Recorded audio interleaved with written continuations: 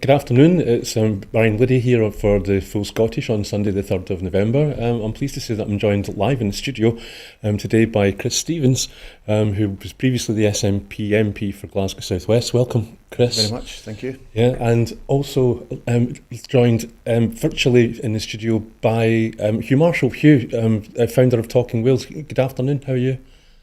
How are you? I wish I could be with you. Yeah, one day soon, hopefully maybe. So today is the 984th day of the war in Ukraine. Ukrainian forces are restraining one of Russia's most powerful offensives since the start of Moscow's 2022 invasion, the top commander of Kyiv's forces has said. General Alexander Syrsky, Ukraine's military commander, said the armed forces of Ukraine are holding back one of the most powerful Russian offensives from launching a full-scale invasion. Moscow said on Saturday it had taken 2 more settlements along the Donbass front line in eastern Ukraine.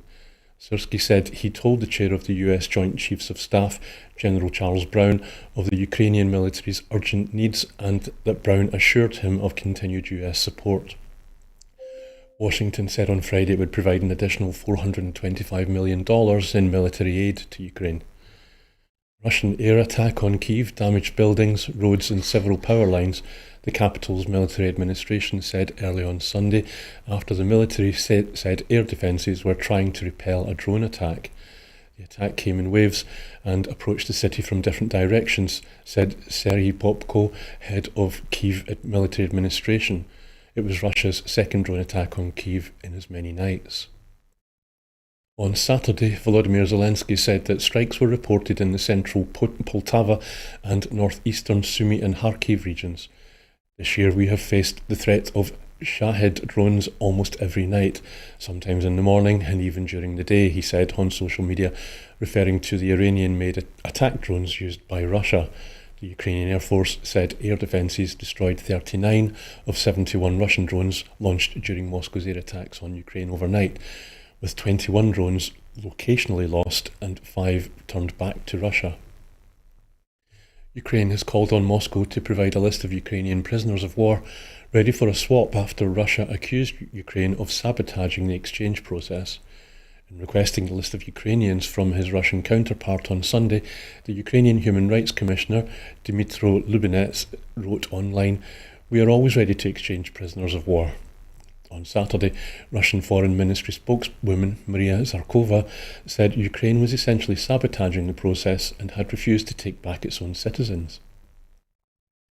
A court in Russia's Far East has said it convicted Robert Shonov, a former US consular employee, of illegally and covertly cooperating with the US government to harm Russia's national security and had jailed him for nearly 5 years. Russia's FSB security service detained Shonov, a Russian, in Vladivostok in May last year and accused him of taking money to covertly supply US diplomats with information that was potentially harmful to Russia. A US citizen who Russia said was spirited out of eastern Ukraine by special forces after reportedly helping the Kremlin target Ukrainian troops said in Moscow on Saturday that he had asked for Russian citizenship. "My name is Daniel Martindale," he told a press conference reported by state media. "Here is my passport. It went through the war with me. You can see in what condition it is," he said in English, holding up what appeared to be a well-used US passport and birth certificate. He said he was under no duress and wanted to receive Russian citizenship. Moldovans are heading to the polls today for a second-round vote to choose between the incumbent pro-EU President Maya Sandu and a Russian-backed challenger. The election in this small nation of under 3 million people in southeastern Europe follows a referendum in which a slim majority voted in favour of pursuing membership of the EU. The results of the referendum and first round of election were marred by allegations of a Moscow-backed election interference with a vote-buying scheme. Chris, that's probably one of the longest daily updates that I've ever read on the show here. Is there anything in there that you maybe wanted to highlight? Or? I think the interesting thing for me is that you mentioned that American support, and I think that will perhaps come to later on. I think that is going to be very much dependent on the outcome of Tuesday's election, because we know Trump's view is different. So I think that the interesting part for me is while the Democrat administration is pledging full support to Ukraine, I'm not convinced that will be the case should Trump win on Tuesday. And I think that is something, I think that the consequences of Tuesday's election are going to be felt worldwide in terms of Ukraine, in terms of Gaza and the Middle East and in other areas. And I think that that for me is going to be a deciding factor in what happens going forward in Ukraine. Thank you, Chris. Hugh, do you agree with Chris on that? Yeah, completely. I think what's interesting as well, sort of linking sort of what's happening in the Ukraine currently. I think we saw obviously the first dead North Korean soldier last week, which in itself is very sad. But I think, sort of the results of what's happening in the United States is going to have massive bearing. But what's interesting is the fact that the FBI uncovered sort of efforts, Russian sort of led efforts to sort of spread misinformation in order to help Trump. So it's clear who Russia wants to win on Tuesday. So whoever that opposite person is, which is Kamala Harris, obviously Russia fear that person far more because obviously, they know how to manipulate Trump. Thanks, Hugh. And of course, we'll be talking about the elections in America on Tuesday and later on in the show. So now over to the latest from Gaza update. At least 43,314 Palestinians have been killed and 102,019 wounded in Gaza since the 7th of October 2023. And more than 2,968 people have been killed and 13,319 people wounded in Lebanon.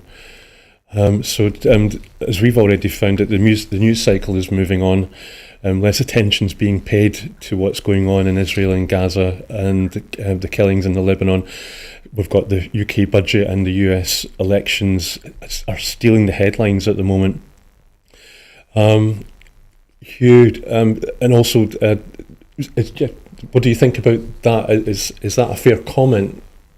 Yeah, and I say as things go on, longer, then they slip down people's sort of list of priorities, and there's a risk that these things fall out of consciousness. Sort of my social media streams are still full of dead children, and it's just appalling. And it's just incredible that more isn't being done to stop it. But again, I think a lot of the negotiations and what's happening is on hold until what happens in the USA on Tuesday. So it just goes to show how influential that result is from a global perspective. Chris, just the same question to you. Do you think that was a fair comment to say that Gaza's being squeezed out of the headlines at the moment? I think it is, and I think that those who care passionately about the issue certainly are starting to feel that way, that it's starting to be deprioritised the longer it goes on. Hugh is right that I think Israel are waiting for the outcome of Tuesday's election. I think just as Putin is clear who he wants to win, I think it's quite clear that Netanyahu is clear on who he wants to win as well, because it's the same person. This is a humanitarian catastrophe that's going on, and we find both America and the UK seem to be completely at odds with other mainstream international opinion. You see that at the United Nations with vote after vote after vote, and I do think that we are going to have to continue to highlight what's going on, because this has worldwide consequences, and this could escalate, and I think is escalating now that Israel have been wounding people in the Lebanon. I think you're seeing that this could escalate very quickly, and so I think that we do need to pay far more attention to it and highlight the plight of the Palestinian people. And I think that we need to encourage and still call for a ceasefire so that we can start to think about and talk about a peace process that will be everlasting. There are far too many people who've lost their lives in this catastrophe, and I think that we need to continue to highlight all the things that are happening. And I think we need to continue to highlight what the UK Parliament can do in terms of arms sales and making sure that there's significant pressure on the UK government to ensure that we stop arms sales to Israel, and that we need to develop these points, because I do think there has been a lull in discussing this particular issue. This issue is ongoing and it's not going to go away. Thank you, Chris. And Hugh, what did you think of the news that Israel has now banned the UNRWA, the United Nations body that was set up to help out refugees in Israel and Gaza? Well, it's just completely unsurprising, isn't it? But again, they just get away with it because nobody will stand up to Israel, and sort of pull them up on, what they're doing.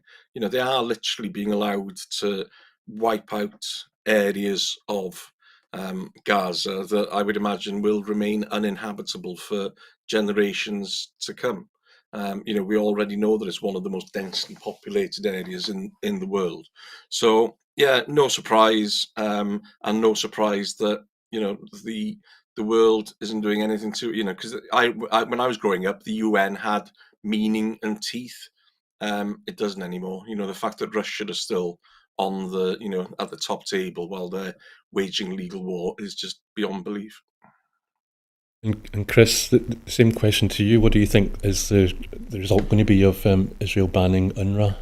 Well, that decision is to ensure that humanitarian aid is not reaching Gaza. And I would say the West Bank, and I don't think we should forget the West Bank on this, because what's happening in the West Bank is just as bad as what's happening in Gaza with the Israeli settlers. But this is about stopping humanitarian aid, and this, quite frankly, is a disgraceful situation which the international community now need to get a grip of. They have tried in the past to vilify the UNRWA and a whole series of allegations which turned out not to be the case. So I think that the international community now needs to step in and has to say, no, you need to ensure that humanitarian aid reaches the people that need it. That is basic international law, and I think we need to ensure that international law is held to, because there are far too many people are being killed in this situation, and it is a complete catastrophe which the international community really need to get a grip of. Okay, thank you, Chris. And I think it's fair enough to say that, for any country to ban a humanitarian body just seems incredulous to me. Why would you want to do that? And if we're all agreed that Israel and Gaza is being pushed out of the headlines by the US elections, then it's fair to say that Ukraine is being pushed even further out of the spotlight than what's happening in the Middle East. But we'll move on to the next item, which is the the election in America. So there are two things that I really want to tackle today. One is just like how tight things are in the polls between both Kamala Harris and Donald Trump. Harris seems to be getting the support of women, whereas young black and Latino men seem to be more in favour of voting for Trump. I'm wondering, is gender going to swing it for Harris? The election is going to be on Tuesday, the 5th of November. Swing states are key. Opinion. There's no point really. There's not much point, I'm told, in looking at opinion polls, because it's going to take a long time for the votes to be counted, and different demographics vote at different times, so an early lead can often be reversed in later polls. And this is Trump's third bid for the presidency. I will stop talking in a minute, I promise. But in fact, I'll just stop talking now, and I'll just go to you, Hugh. What's your thoughts on gender? Is that going to be an issue? Yeah, it's clearly that the abortion issue is a huge issue, and it is. We've got Trump, who is fighting on immigration as sort of the main, and the economy is the two main things. Whereas the Democrats, it is, I think, abortion is one of the key drivers that are not just with women. What was interesting was they were saying that 80 million postal ballots have already come in, which is very, very high. And postal ballots do tend to skew towards women. So it'll be interesting to see how those came out, because I think, if I remember rightly, at the last election, when the postal ballots came out, it did show Trump ahead, and then Biden, sort of came back when winning the inner city areas of the swing states. So yeah, no, I think it is going to be important. I think the fact that Kamala has sort of inspired and mobilised women and young people to register to vote. You could see, the energy was there. She was on Saturday Night Live, and you just can't imagine Trump or Biden going anywhere near anything like that. She just comes across as a normal person, and I think that makes a big difference. And I think Trump is just getting, I don't know, it's just getting personal now. He's got his base, but he's not coming out with anything now to make him more appealing. So he's just basically just rallying and sort of trying to get his base out. But yeah, I hope, I think a few months back I was resigned to the fact that Trump was going to win. Harris came in and did well. And and I was sort of happy when that happened. She fell back a bit, and Trump came back, but it looks like it's swinging the other way. But who knows? We'll have to wait until Wednesday to see what happens. Thank you, Hugh. Chris, I don't know if you've heard of it, but in some states they can add on more propositions or proposals to the ballot paper. In Arizona, as well as voting for the US presidential election, voters there are being asked to vote on abortion rights. And in Arizona, apparently there are women who are voting for abortion rights. They want the Roe v. Wade to be reversed, in a sense. But when it comes to the president, they're not voting for Kamala Harris. Pollsters seem to find that they're voting for Trump. And that's not the only state Arizona isn't the only state that's happening. And so is abortion going to be... is that what's going to bring out voters? Yeah, I think it is surprising for those of us in this side of the Atlantic who think that, the abortion issue, there is a consensus that you have to have legalised abortion in some form, and you have to have limits in terms of that. So I think that we're all trying to understand just how much this is completely dominating the American election. It is extraordinary that a country as developed and sophisticated as America is having this huge debate on the issue. And I think it certainly does seem to be, from any of the polling that I'm reading, it seems to have having an effect on how people are voting. Now, I think that some of the polling, as you've just described in Arizona, seems to be contradictory. And it would be a contradiction if people are voting for a pro-abortion part of the ballot paper and then going against that in the next one. But the polling seems to be consistent, is that Harris is ahead in terms of women voters, and abortion is part of that. But also part of that will be women will, and I think are taking the view that it's time for a woman president. It's quite incredible that there's never been a woman president in America yet, and I think that you have to consider that there'll be people who'll be taking the view it should be a woman. The other thing as well is that when women voters believe that things are equal, and I think this will drive the registered independent voters, and that when they think that things are equal in voting, they tend to vote for the women candidate, and I think that that's driving some of the polls. I still think it's a tight election. And sometimes the Electoral College can skew just how tight it is, but we know that there's definitely 7 states in which it is tight. We know that Harris is pulling back in terms of some of the Republican states and narrowing the lead in some of them. So I think it's going to be probably not decided on Tuesday night, Wednesday morning. It may go on for a couple of days after that, because I think the key message here is that every single vote counts. And I think you're seeing that. I think the Republicans' game plan in terms of early voting is different from what was 4 years ago, when it was clearly early voting that got Joe Biden over the line in terms of the Electoral College the last time. And it has huge consequences of what's happening in the world. Now, I hope Harris wins big, but I suspect it's going to be tighter than that, because a lot of what's driving the Trump voters is the economy, and the American economy has not been in good shape, which I think is quite ironic, because it was Trump who left the American economy in a disaster in the first place, despite having inherited a good economy from Barack Obama. So there's all sorts of strands on this. But I do get the sense that there are registered Republicans who are also going to vote for Harris, but vote Republican in terms of further down the ticket, in terms of Senate or Congress or these other things.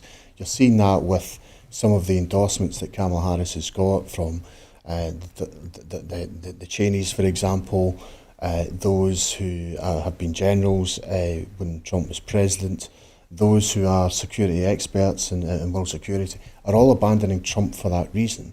And I think that there will be Republicans in America who will quietly vote for Harris and will probably vote for other Republicans down the ticket. So we'll see what happens. And also, I think what's fascinating about the American elections is the Senate and the House of Representatives contests could be very, very close as well. Texas looks as if it's going to be close in terms of the senator race. I think there was a poll that was showing that was a tie that I saw last night. So it's going to be a very fascinating night. I think it probably won't be addressed by Wednesday, but certainly I think that many of us in the world are hoping that Kamala Harris wins. But one of the other things, interestingly, that's driving it, that will be of some concern to the Democrats, is that Muslim Americans are showing a majority of voting for Dr. Jill Stein, who's the Green Party candidate, because they are not happy with either the Democratic or the Republican Party's view on what's happening in the Middle East. And that also might be a factor as well. But I do think that Harris is coming back in terms of Latino voters, black men, and there certainly appears to be a pushback against the rally that Trump had a few days ago, in which there were jokes about Puerto Ricans and things like that. I think that that's also seems to have, in the polling, seems to have shown some shift as well. So there'll be a lot to digest. There'll probably be a lot of polls between now and then, but I do think that women are probably going to be the difference maker in this election. Thanks, Chris. Yeah, it's true that apparently the closer the vote, then the longer we're going to have to wait for a result. There's going to be demands for recounts, I'm sure, from Trump. Just to give an idea of how tight things are, the presidential election in 2000 was decided by 537 votes in Florida out of almost 6 million votes cast. And in 2016, the winning difference was 78,000 votes across Michigan, Wisconsin and Pennsylvania. In 2020, the difference between victory and defeat was 43,000 votes. And this is across the whole of the United States. You mentioned the Cheneys. I mean, Liz Cheney has endorsed Kamala Harris, which is another one of the puzzling things about this. She's Republican, she's pro-life, and yet she was a Trump supporter, and yet she's realised that she's a greater supporter of democracy than she is of Trump, and so she's now endorsed Kamala Harris. And Hugh, you mentioned Harris on Saturday Night Live, which brings me on to the newspapers, because the New York Times has endorsed Harris, but the Washington Post, which was famous for the Woodward and Bernstein investigation into the Watergate, and the LA Times have not endorsed any candidates. Have you any idea why that might be? Ownership, and I think that this, it's the similar in the UK. We forget sometimes that newspapers aren't sort of paragons of democracy. They are businesses that tend to be run by owners or shareholders, and the majority have a political leaning. And I think that was, they were expected to come out to endorse Harris. But I think with the Washington Post, there's a link between the owner and Elon Musk, allegedly. So I don't know, but I would imagine it's down to ownership, and I think the sooner we move away from taking sort of newspapers' endorsements seriously, the better, I think. Thank you, Hugh. And Chris, just as we're kind of not long, I've got a couple of minutes left to talk about. Can I ask you a different question? What do you think will happen? How will Trump take it if or when he loses the election? He'll take it badly. He'll claim victory, probably at some point on Tuesday night. He'll probably demand that the counting should stop in those circumstances, and then he will complain. And he will develop as many conspiracy theories as he will try and muster. I think, going back to the question you asked you, it's interesting. There's been huge pushback against the Washington Post in particular. Some journalists have resigned over the lack of endorsement. Its subscriptions are way down apparently, and it's interesting because Hugh's correct that it comes back down to ownership, and I think that we need to look at other ways. I think here in Scotland and the UK of looking at newspaper ownership and developing other different types of newspaper ownership, because we saw in the election just past in July some game playing about some political endorsements as well. So I think there is a wider point about media in general and media ownership in general, which I think is a debate that will probably continue. Trump will not take this well. He will not take defeat well. And I think that unfortunately, I hope that we don't see some of the scenes that we've seen 4 years ago. But he is, a baby when it comes to some of this, and certainly has an attitude in terms of some of this. But I don't expect him to take his defeat, and hopefully it is a defeat, very well. And which will be in marked difference if it goes the other way, where we would expect the Democratic Party to, take defeat graciously, which we should all do. Thank you, Chris. And Hugh, do you agree that not only is Trump not going to take it well if he loses, if he wins, he's going to be completely unbearable, isn't he? He's going to be unbearable, and he's going to be out of control. I think at least during the first Trump presidency, there were sort of checks and balances, and there were people there who were able to, sort of basically stop him from causing all kinds of mayhem.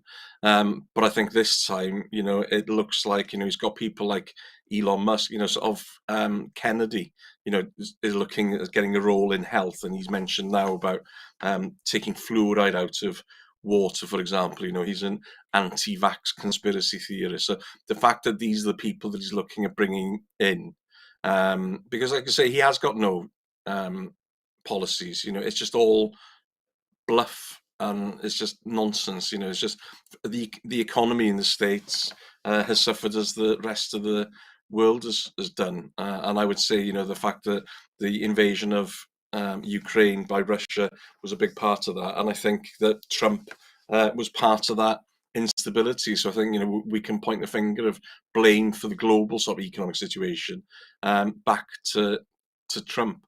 But yeah, no, he's not going to accept victory. But at least I think this time this will be his last shot, because I think he'll be 84 or 85 at the next one. I don't see him carrying on, and he does seem to be slowly unraveling as a human being. Thank you, Hugh. And just a wee reminder that this is his third attempt to become president, which I think people often either forget or don't realise. So the Tory leadership race, yesterday we found out that Kemi Badenoch is now the new leader of the Tory party. She's also now therefore the new leader of the opposition. She's the first black woman to lead a political party in Westminster. On winning, she told the party that it needs to be honest and to about the fact that they've made mistakes and let standards slip, she said. And she has admitted that she might have to adopt a softer approach. I'm just wondering if anybody's asked David Tennant what his views are on the news that Badenoch is now the leader of the Tory party. But seriously, she's been quite forthright about what her views are on devolution. We've got a clue as to what's in store in Scotland and Wales should she ever have any say on the matter. On the Sunday show recently on BBC Scotland and with Martin Geisler, she confirmed that contrary to what it might feel like, we are in a voluntary union. Badenoch said there shouldn't be another referendum. Geisler suggested that means therefore it's not a voluntary union, and Badenoch replied, I disagree, I think it is a voluntary union. So I don't know how we get our heads around that one. Pat Joyce on the Riddick podcast called Badenoch's voluntary union Hotel Caledonia. And if ever given the power, she would reprogram devolution, she says, which sounds like a synonym for something else. And if Scotland was to become independent, it would be for the whole of the UK to decide. And there was a debate on retained EU law in Westminster. Badenoch was asked by the SNP's Kirsten Oswald about the powers in the bill for the UK ministers to act in areas that are devolved to Scottish ministers without consent or scrutiny. Badenoch replied, I'm trying really hard not to laugh. Bills such as this are best left in the hands of the UK government ministers. And in another exchange, former SNP MP Alan Brown, and you might well have been in the room, Chris, when this happened, SNP MP Alan Brown asked Badenoch, the then Trade Secretary, to name one Scottish farming sector, export business or seafood firm that was happy with the Tories' Brexit deal. And she replied, it's not my job to memorise the names of Scottish businesses. She thinks maternity leave is excessive, minimum wage is harmful. She's sceptical about net zero, but is not a climate change sceptic. Again, try and get her heads around that one. She hasn't demanded that the UK should leave the ECHR, as Honest Bob Jenrick did, but she's against reparations from the UK to pay for slavery. She says that the UK abolished slavery and we need to make more of that. Chris, at last you get a chance to say something. What's your thoughts on what's it going to mean for devolution if she ever becomes Prime Minister? Well, God help us. I think, frankly, I mean, if you had the choice that the Conservative Party had between Robert Jenrick and Kebby Badenoch, I mean, God help us. I was really surprised that Cleverly didn't make the final cut. I think Cleverly would probably have won if you were, a sensible Tory. I mean, what's fascinating about this is that 28% of Tory members didn't participate in the ballot, which was interesting. Their figures of 132,000 was fascinating, who were given a ballot. But I wouldn't underestimate her, as much as her political views are something that are stomach churning to me. I don't think you should underestimate her. She will cause fear in some of the Labour backbenches in terms of some of her positioning. She's very much pushing a social conservative agenda. But I do think going forward she has two immediate problems, I think, when she's looking at devolution. The Labour Party have supplanted the Conservative Party as a hardline unionist party. So it's likely that Conservatives are going to lose a number of MSPs, probably some to Labour and some to Reform. And in Wales, as Hugh will be able to tell us, there is some speculation that Reform are going to have more members of the Senate in Wales than the Tories will have. Now, I think that, and obviously I'm concerned that the far-right Reform are going to have potentially members of the Scottish Parliament. I think the far-right threat is very real and it's something that we need to keep on top of. But I do think that the future of whether Kemby becomes Prime Minister is going to come down to whether them and Reform can come to some sort of collaboration, because the Brexit Party was a spoiler in 2019, Reform was a spoiler in 2024, and I think that they may very well be the spoiler in the next general election. Thank you, Chris. And Hugh, Chris mentioned Reform in the Senate, having seats in the Senate there. We often on this show talk about how events in Westminster are going to affect the 2026 election up here in Holyrood, but you've got an election in 2026 in Cardiff as well, don't you? Just what's your thought on how Badenoch might affect things in Wales? Yeah, I think it's going to be interesting because I think Badenoch is far more, likely to appeal to potential reform voters than the previous leaderships did. I think both her and Jenrick, were on the the far right of the party, and I'm starting to think that Cleverly sort of played quite a sort of a neat trick, performing well in the actual run up to it, and then somehow managing to get himself out of the final two. So I think he's just going to be sitting now in the wings, waiting for Badenoch to implode the party. But I think she will impact reform. She's obviously anti-devolution. She's anti everything as far as I can see. But I remember when she came down to Wales to canvass members of the Conservative parties, she said, "Let's not forget this year marked a quarter of a century since Labour began mismanaging this area of our country." So, her country, and this is an area of it. So that just, for me, just sums up her attitude. I think she's genuinely quite just an unpleasant person, and it's just surprising how, sort of why, they've gone down this route, but I think it is a case of wanting somebody who can take on reform. I've seen lots of videos from Farage, who is obviously running scared now, of reform, but in Wales, reform are performing well, even though, again, they have no policies. Badenoch hasn't announced any policies. When she was asked about policy, she just said, "Well, I'm going to set up a policy committee to look at that." Which is an interesting idea, but you do get the feeling that she's not taking on the responsibility for that. And she's clearly not going to be, sort of campaigning on policies that she doesn't agree with. So I can see them being, anti-trans, anti-devolution. She said that the expansion of the Senedd, because we're going from 60 to 96, in order to have better accountability, is a shameful waste of money.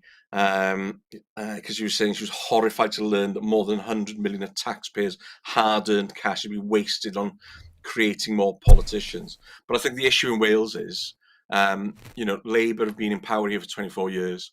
The health service and education services are the worst ones in the United Kingdom of the devolved nations.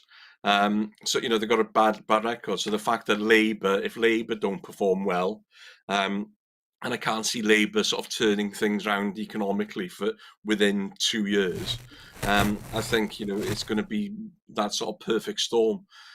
Whether people turn to Plaid Cymru in Wales as an alternative to Labour, there's a big job to be done by Plaid Cymru to convince people that they are a genuine alternative. But it looks like it's clear. I think they're going to grow their support. The latest polling has them about 1 point behind Labour, which is the closest they've been for a very long time. But I think that the issue in Scotland obviously is the SNP are the incumbent, so it's who do you choose from them. But I think I'm just seeing lots in the online about what Labour have promised around things like GB Energy, and it's just not being sort of delivered by the looks of it. So I think Labour play.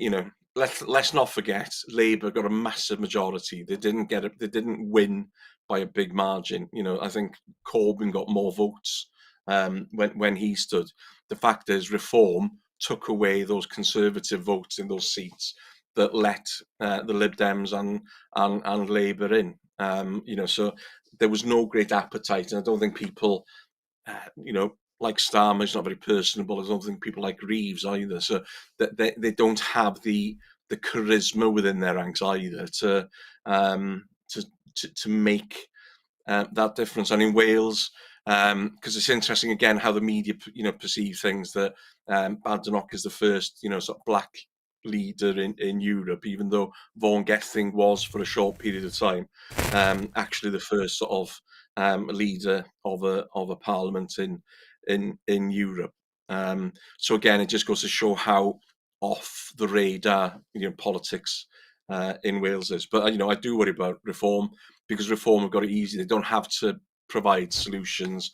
They just point a finger of blame at somebody and pick up, the disaffected voters. But I think, going back to what Chris is saying about newspapers, but it's just news in general. We need to make sure that we're developing, that there are news services, and especially at local and community levels where people can be informed about things. Because I think a lot of people are taking decisions and making decisions at the ballot box without being informed.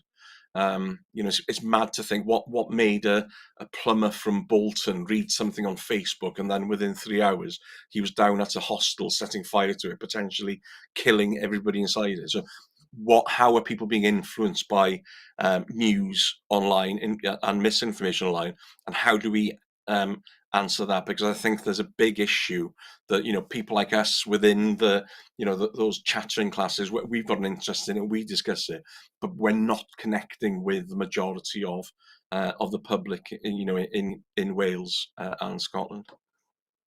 Thank you, Hugh. And just it's worth mentioning that it's expected that Reform will chart when it comes to the elections in Holyrood in 2026.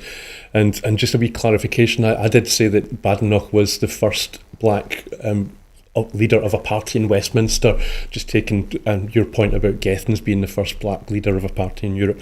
We're totally out of time. We're well over time on this, but Chris, you were the one that brought up Reform just really quickly. Do you think Badenoch, as leader of the Conservative Party and therefore potentially Prime Minister, means that there's more chance that Farage could become Prime Minister? Just remembering we were told that there was no chance that Boris Johnson could become Prime Minister and there was no chance that Trump could become President. Ryan, I think you're trying to depress the whole life out of us with this, to be honest. But I mean, it's possible that Reform could overtake the Tories. Because they had a point at the election in July there where I think another couple of percentage points could have got them a lot more seats. So, and I do think we have to track the number of Westminster constituencies, particularly in the north of England, in which Reform are in second place. And also some of the local authority by-election results that take place. There was one in Pat McFadden's constituency, I believe that this week, in which there was a 30% turnaround in Swing, in which Reform are winning. I genuinely believe that Reform are a real threat, and I think the far-right threat is very real, and I don't think we should underestimate it.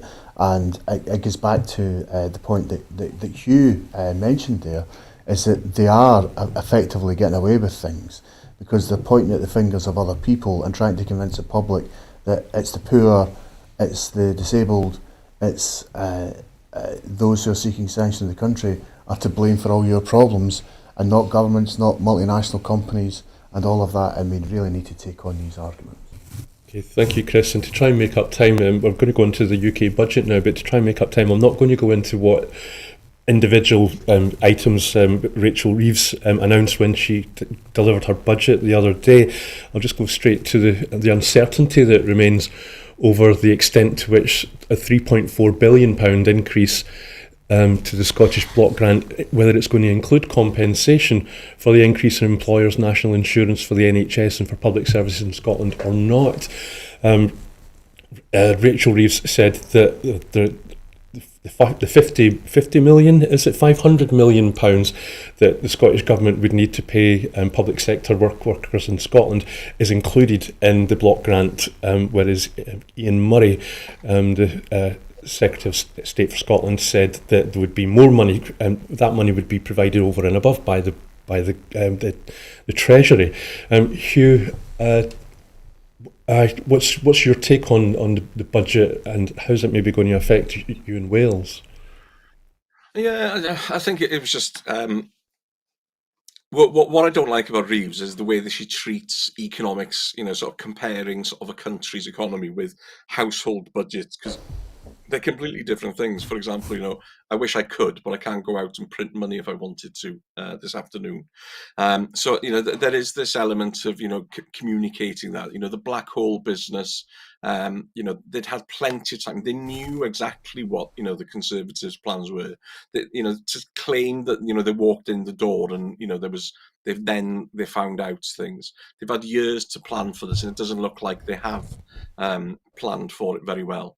I think the only positives are a lot of what was in the budget are sort of Barnett consequential, so we will be seeing that money. But again, it comes down to what a chancellor in Westminster decides to spend money on, and then we get the money, and then we get to decide what we do with it.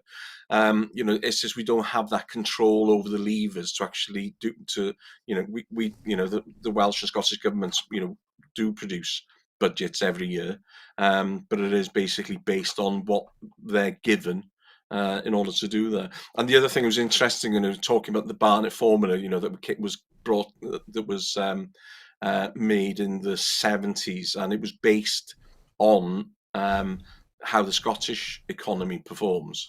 So since then, the Scottish economy has performed far better than Wales's has, which means that since the 70s, Scotland is incrementally getting more money than Wales is, and Wales is missing out. And the other point I would say is, prior to the elections, Labour MPs and Labour Senedd members were saying that it was a disgrace that Wales wasn't getting the consequentials from HS2 that they were they deserved to get. It was like £4 billion.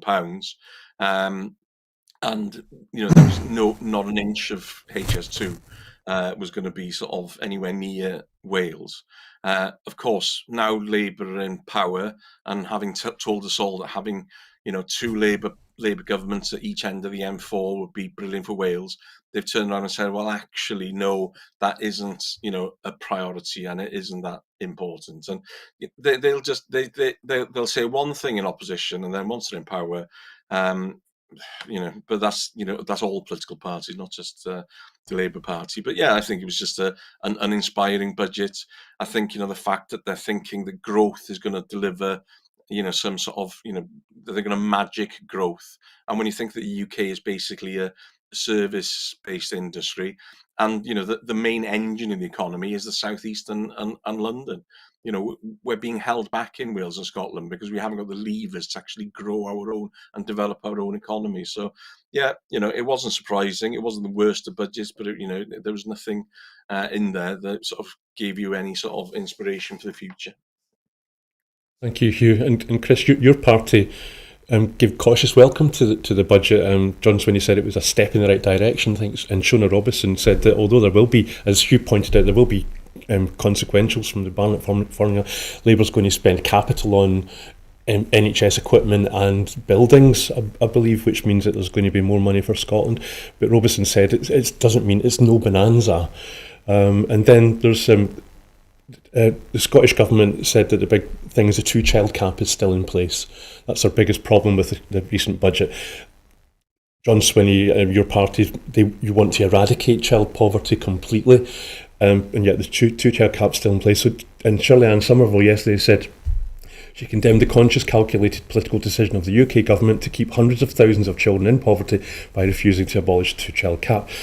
Do you think, and you've been in Westminster when budgets have been delivered, do you think Westminster is deliberately trying to undermine that SNP aim to eradicate child poverty? Well, there's always politics in budgets. I do think in general terms it's a mixed bag. Now, there's some things that of course I welcome, the things that I've campaigned on that I welcome. The fact that contaminated blood and Horizon are now appearing in budgets, which they didn't before the election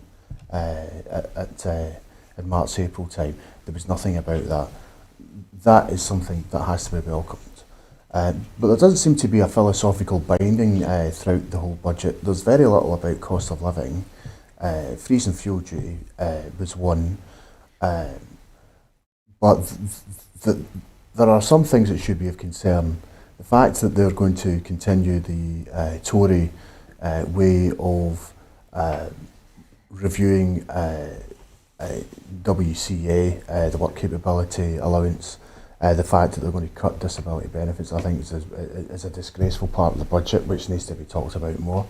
The because they are people with disability should not be paying the price for others' failures, and that's exactly what's being said. I think in terms of the Scottish position, there's always political tricks around some of this. But there needs to be clarity, for example, on the employer's national insurance, because you've quite rightly highlighted that two different things are being said. That needs to be clarified. Public sector pay increases should happen, but that'll be part of it. But also another part of it, which is not talked about much, which does impact on the money that's coming to Scotland, is that Rachel Reeves did announce that government departments are going to have to look at 2%, as she put it, efficiency savings, what I would call as cuts. And I do think that that's an approach that I'm not comfortable with, because what the country's crying out for, most of all, is investment in public services, and to ensure that all public services are invested, and to look at public services infrastructure. So I think there's a debate going forward that needs to happen. It's not quite the bonanza that was said in day one, but we're now in day 3, 4, and usually with budgets, it's usually day 4 and 5 and 6 in which you start to work out exactly what's happening once people go through the detail. I think that in terms of the effects it'll have on the economy are probably not going to be felt right away, but maybe a year or two down the line we'll work out whether it is. But I'm still surprised how bad at politics the Westminster government are since they've taken they took charge in July. They seem to make a complete hash of everything in terms of the presentation, and I don't think this was presented well. You're seeing that with the blowback they're getting from farmers, when it doesn't quite look at, when you look at the details, not quite as bad as being as was presented. So I think there's going to be a lot of analysis around this budget, and I think there's going to be some effects of this budget that I think we need to be concerned about, because I'm really concerned about public services.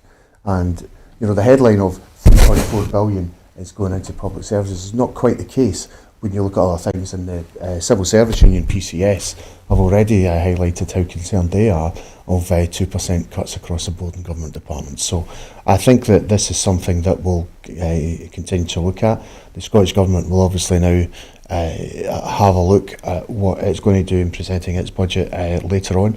But the key point that Hugh was making is the one that should continue to resonate, is that it's not pocket money, but it seems to be that Westminster control and don't give devolved administrations enough of the economic levers in order to do things that we maybe want to do.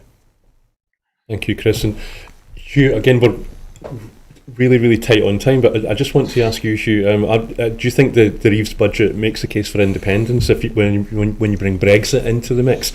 The UK Treasury was forced to admit that it's already paid the European Union £23.8 billion as part of its financial settlement, and they've yet to pay another £6.4 billion on top of that. And UK government tax revenues would have been around £40 billion higher on an annual basis if the UK had remained in the EU, which just by chance is the exact amount that Rachel Reeves has claimed that she wants to raise through higher taxes in the budget. Do you think, is there a coincidence there? Yeah, it's clearly, Brexit has been an unmitigated disaster, and it's not like you like to say "I told you so," but many of us who were opposed to it, and I can understand why people, sort of went for the taking back of control and stuff. But the reality is, sort of Great Britain, the United Kingdom, isn't this sort of global superpower.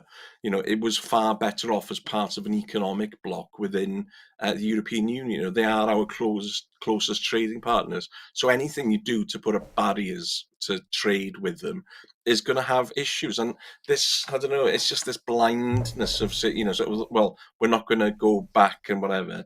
They should say, well, actually, no, it's shown it is a mistake. We do need to go back. We do need to sit down and renegotiate this.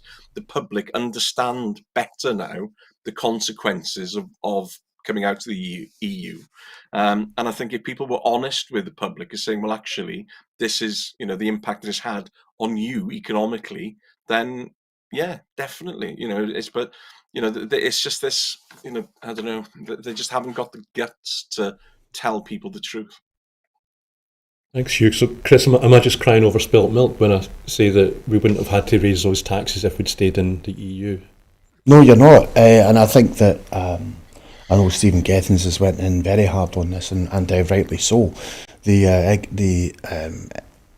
economic effects that Brexit had is still being felt, and it's still being felt because of the deal that the UK government put the country in as well in relation to that. That is a long-term effect, but the biggest long-term effect is that we are continuing to have, in some areas of public service in particular, now over 15, 16 years of austerity.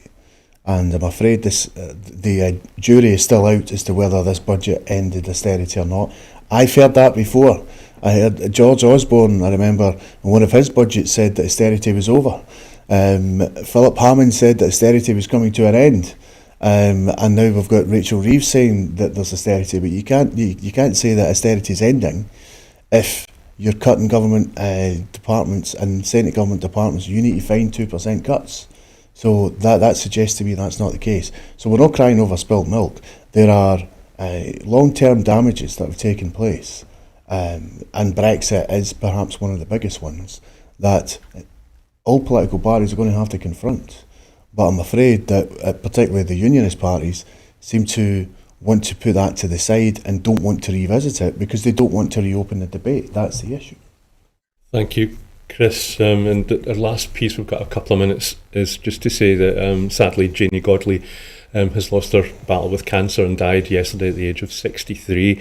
I first became aware of her when I saw pictures of her protesting at Turnberry, protesting at Donald Trump turning up at Turnberry's his then newly acquired hotel and golf course, holding a placard, which is the phrase on it is, I can't repeat it, I'm afraid, but it was priceless. And I think that her protest that day is still topical and relevant today. Chris, what are your memories or thoughts of Janey? Well, my first memory of that is I have a cartoon which I bought at a charity fundraiser of the said, it's a drawing of Janey Godley and the particular sign, which is a very good summary of the situation, and I'm sure there'll be people in America who will be looking at that particular sign. So I think that's the first thing. I think the second thing is Janey was someone who gave great joy to people. Certainly during the COVID pandemic with the sends up of the press conferences, all of these voiceovers were hilarious. The wee Frank, Angela Haggerty's son, hilarious. I think that Janey should be remembered as someone who gave great joy to people and great joy in the world and used humour at some of the more serious times of what's been happening in our society, and that's no bad thing. And I think that we should remember Janey, and I certainly will remember Janey with great affection. Hugh, I'm always asking you, does this register in Wales? And I'm wondering, is Janey Godley known in Wales? I think her best work was, as Chris mentioned, during the pandemic when she did those voiceovers of Theresa May and Nicola Sturgeon. Yeah, she, I think, Janey did cross over, because she was a very successful comedian outside of Scotland as well, with her stand-up shows and her Radio 4 shows. But I think one of the things that, I remember at Janey is that she was a great ally of, sort of minority groups and underrepresented groups. And, she stood up for a lot of people and took a lot of stick for that. And I thought Ashley Story, her daughter, the video she released announcing her mother's death yesterday, it was very moving. If you get a chance to see it, and especially the ending when she went, "Bye ma, Frank, get the door," and I thought that was lovely. Yeah, absolutely. What was I going to say? She had an incredibly hard life. The best, I would say, if anybody wants to find out what she had to go through, is James O'Brien's podcast when he interviewed her.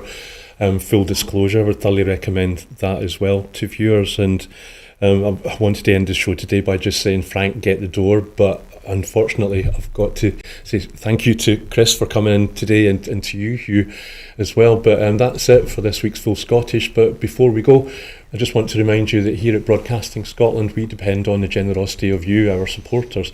To everyone who has donated and to everyone who has signed up to make a regular monthly payment, we thank you very much.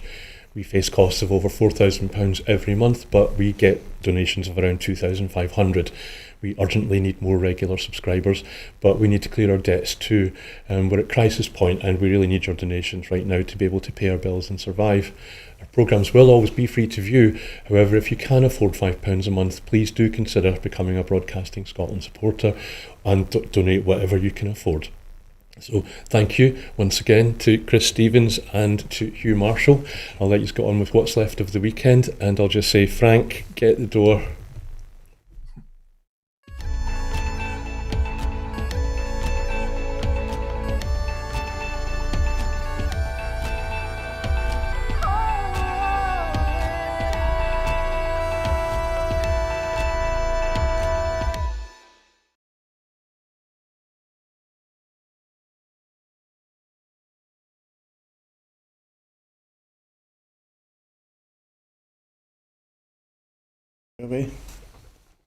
Yeah.